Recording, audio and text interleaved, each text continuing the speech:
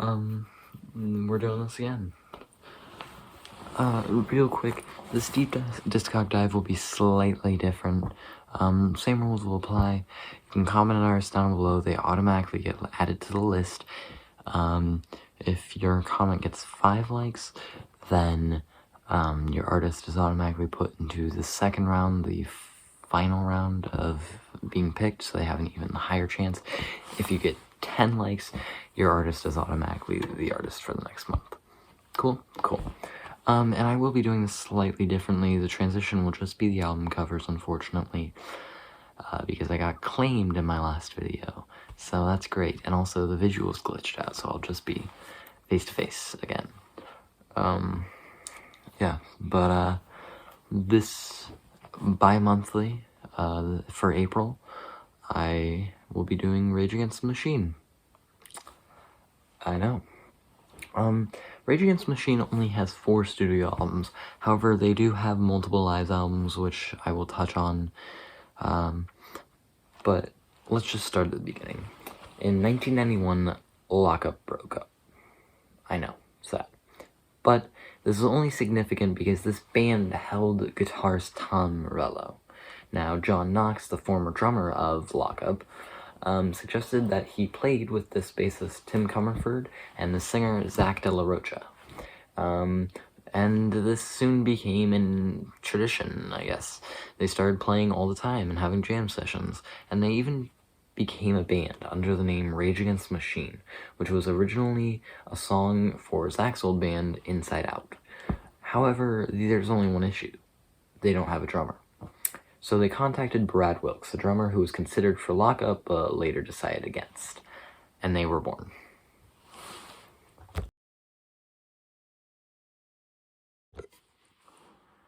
In 1992, after sending out a 12-song demo tape to labels, they were signed to Epic Records. The band released 4 singles, including their biggest hit, Killing in the Name of, and after that, their debut self-titled album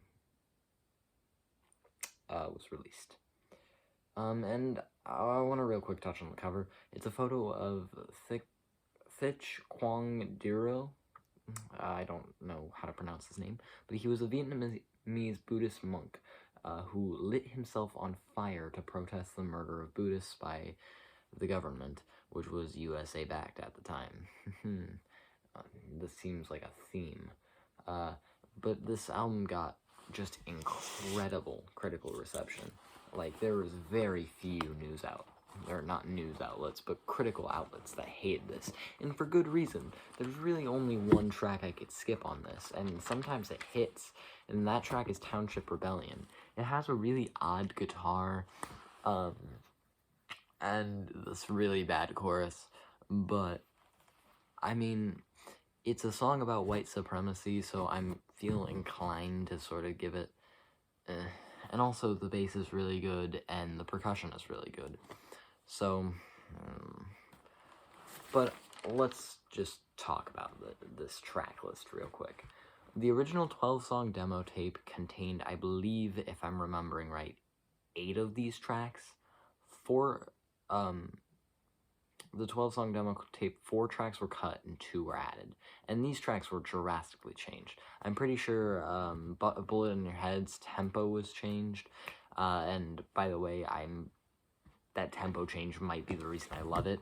The song has this amazing intro with bass, this nice guitar, this great chorus, and this great build-up into this explosion where Zach De La Rocha is just screaming, "There's a fire!" And the song is actually about the government media with an attempt to control people.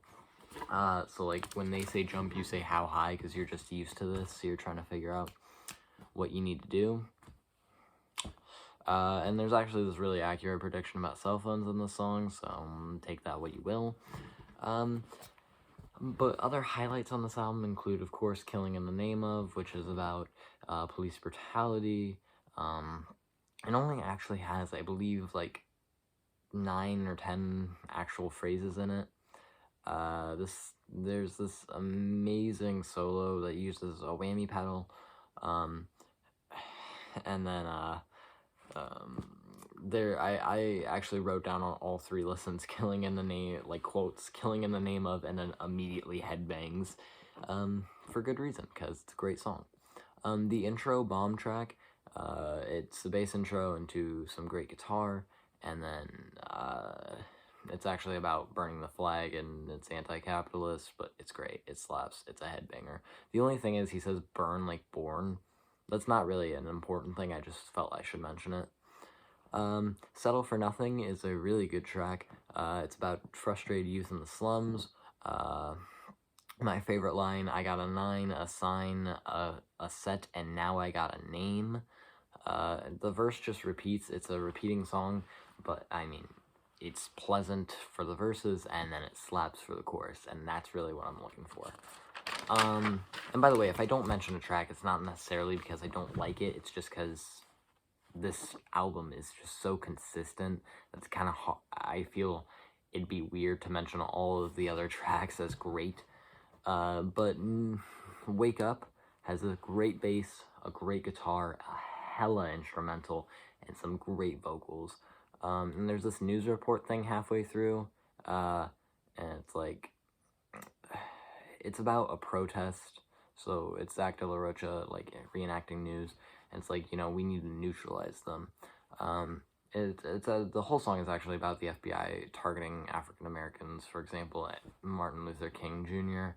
and Malcolm X, where the FBI were definitely targeting them, not because they did anything wrong, but just because they were African American. Yeah. It's a great song. Overall, this is a really consistent album. The only thing is the length, and I could solve that, cut out Township Rebellion, and cut Freedom in half, but this is a perfectly great debut, and it's their best album in my opinion, although their next album does give it a run for their money.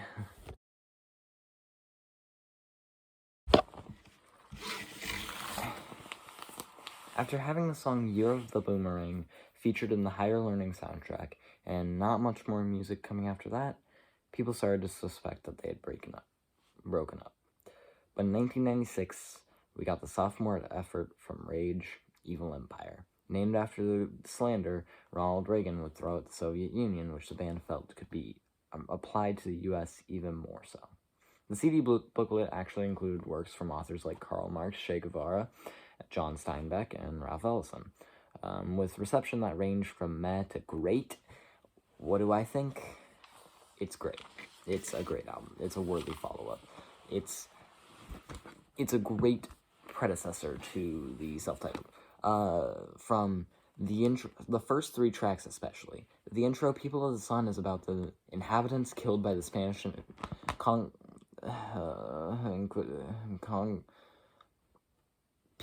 Spanish Inquisitioners. Jesus Christ, I can't say words. Sort of remind me of Bomb Track on first listen, but that's alright, because Bomb Track was a bomb track. It had a great outro and this hella guitar, and the thing about this and the debut is the energy. In both of these albums, the energy is cranked up to 11 and said, screw it, and they just did it. Bulls on Parade is about the oppressive leaders of the world. It's against nuclear family on the chorus, and the weapons are knowledge and help, or they give us weapons instead of knowledge and help.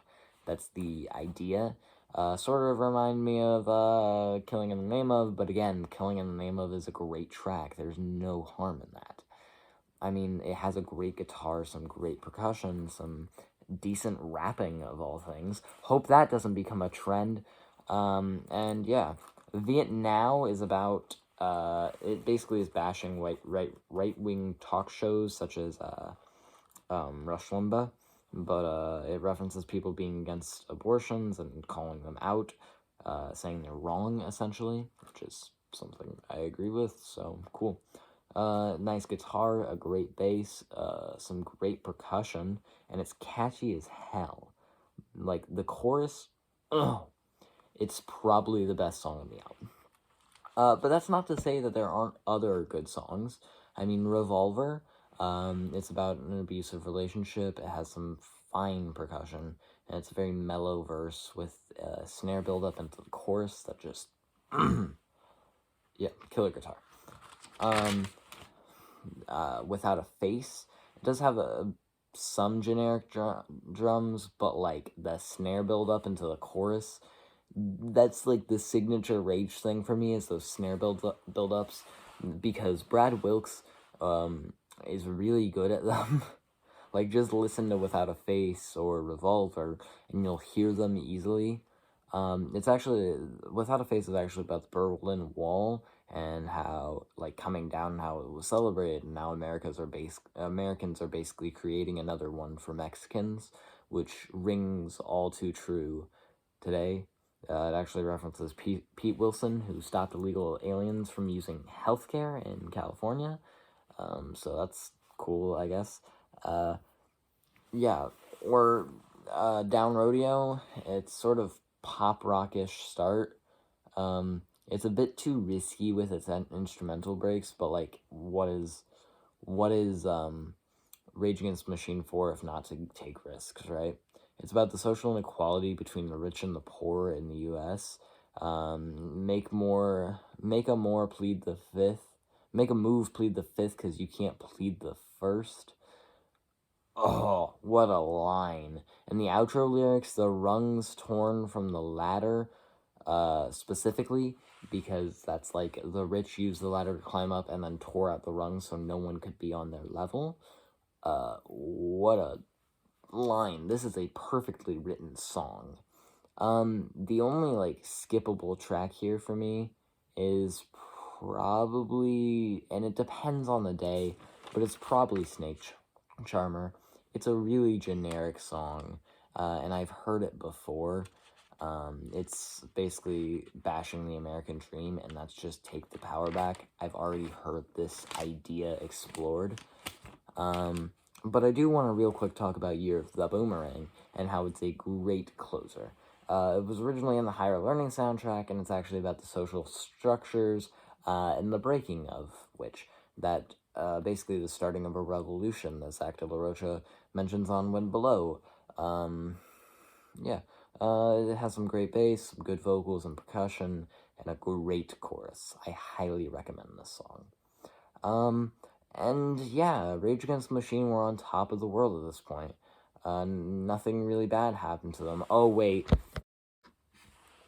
So after promoting Evil Empire with successes and failures, the failures mainly when they got banned on SNL for attempting to hang American flags upside down on their amps, they began to record this third album, and single Guerrilla Radio, which is a perfectly fine song, was put out, and just under a month later, The Battle of Los Angeles was released. This time, Rage mainly tackles tensions new and old between the US and Mexico, something Rage explored on Evil Empire with songs such as The People of the Sun, but didn't really fully flesh out. And this might be one of the best critical receptions Rage has ever gotten. However, I think it's a mid-album. I shouldn't say that. It's not their worst album, and it's not even mid. It's just, compared to the previous two efforts, like, this album is not as good. It starts out really well. Testify is a great song. It's catchy, it has energy, which is something I always look for in Rage, that will not come back later, I promise. And it's bringing awareness to the injustice, despite the government trying to pacify it, essentially.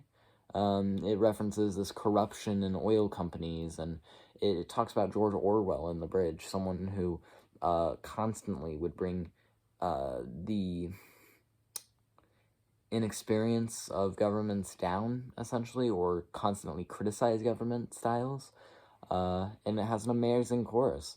Guerrilla Radio, as mentioned before, is a good song. It's basically predicting the Third World War, which is democracy, and it's asking for a revolution, and basically makes the point that if every victim in the world fights, they'll win. Like, there's no way they won't.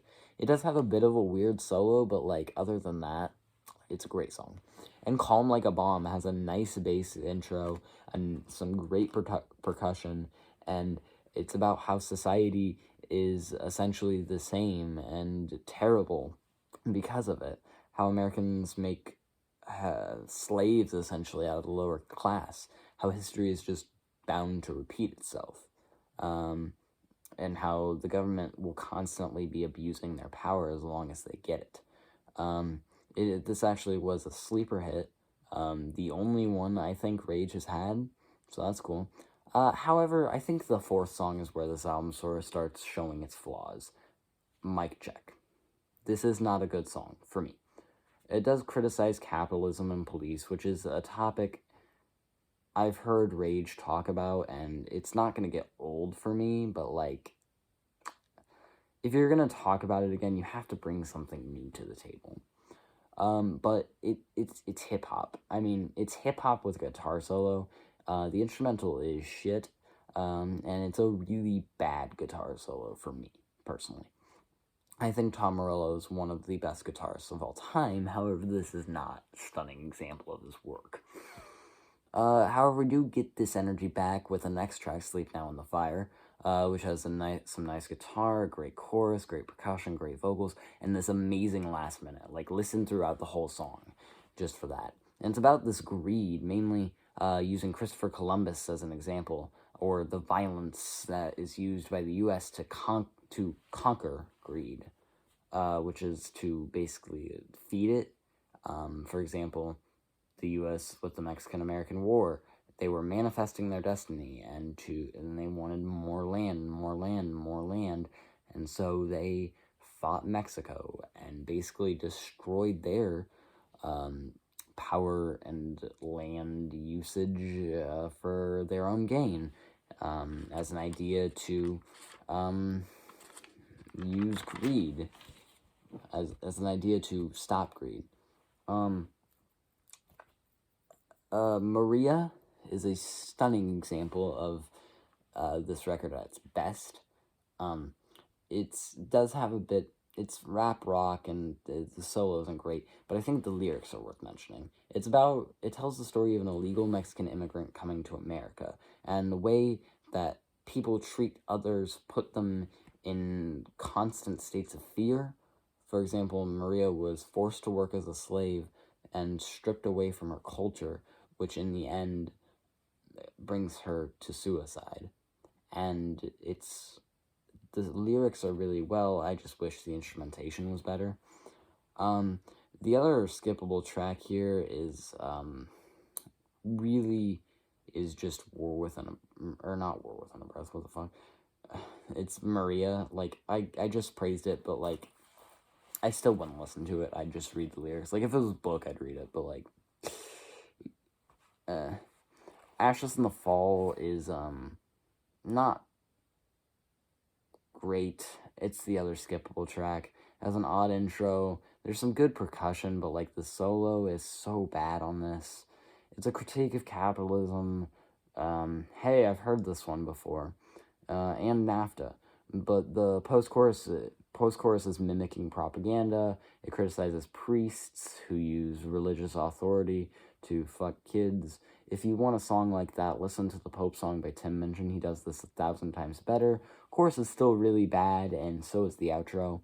And it also talks about how there's really no real chance for students or felons, comparing the student loan system as a constant prison of debt and felons literally going to prison. Its lyrics, again, are really good at points, but I wish the instrumentation was better. This record introduced hip-hop more into Rage's identity, and I hope this doesn't continue. Yeah. But oh wait, there's more. After, and I'm not saying this is the tipping point, but this is what I like to believe is the tipping point at the VMAs, or the MTV Awards, sorry. Comerford climbed not the railing, but you know what I mean, right? The stuff that, like, lines the stage of the metal bars, climbed that, and he spent a night in jail, which every band member said they had highly advised him against, and he did it anyway. It shows the loose cannonness of every member. And on October 18th, 2000, Zach De La Rocha announced he was leaving the band. We did still get one more album from them, a 12-song cover album entitled Renegades, and it's not very good. Well, I shouldn't say that. It's not that it's not good, it's just not, like, their best, right?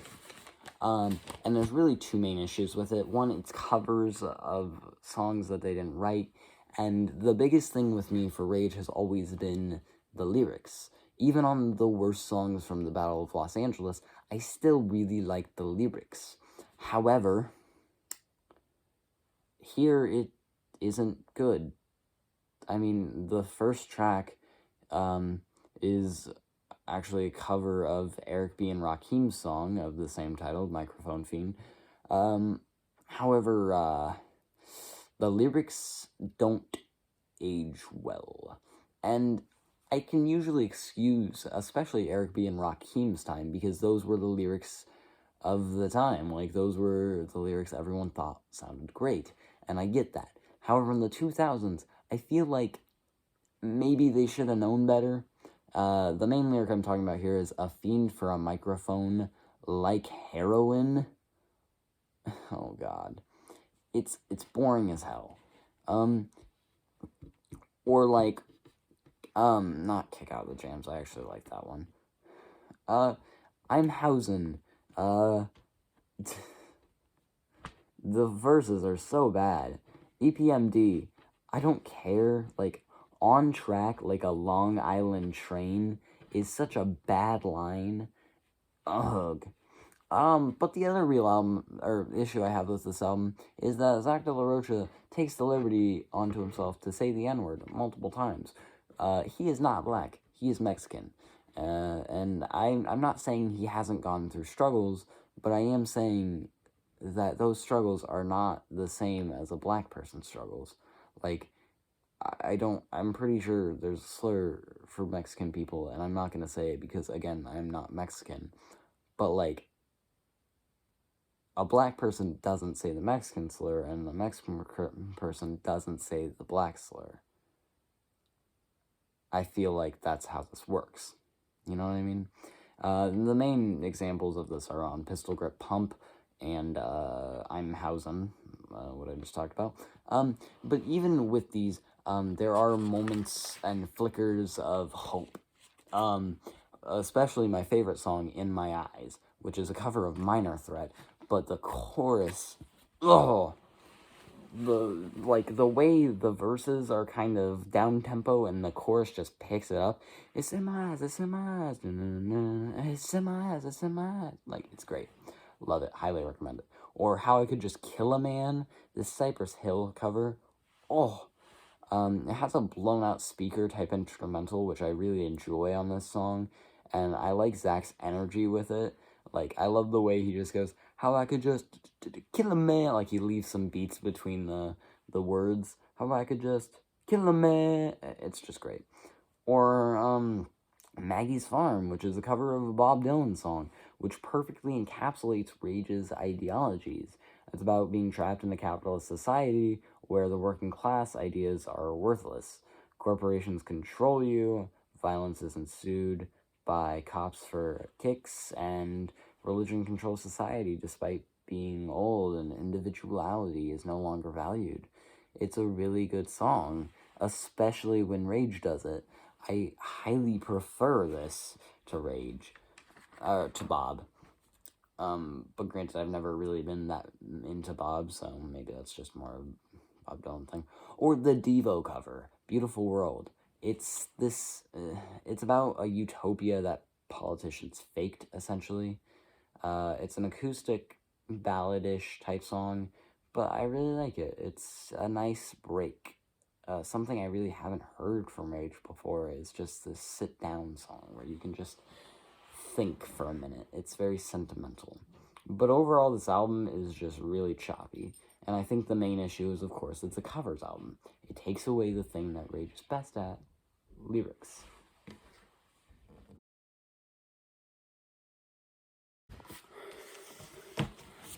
As of the breakup, Rage Against the Machine,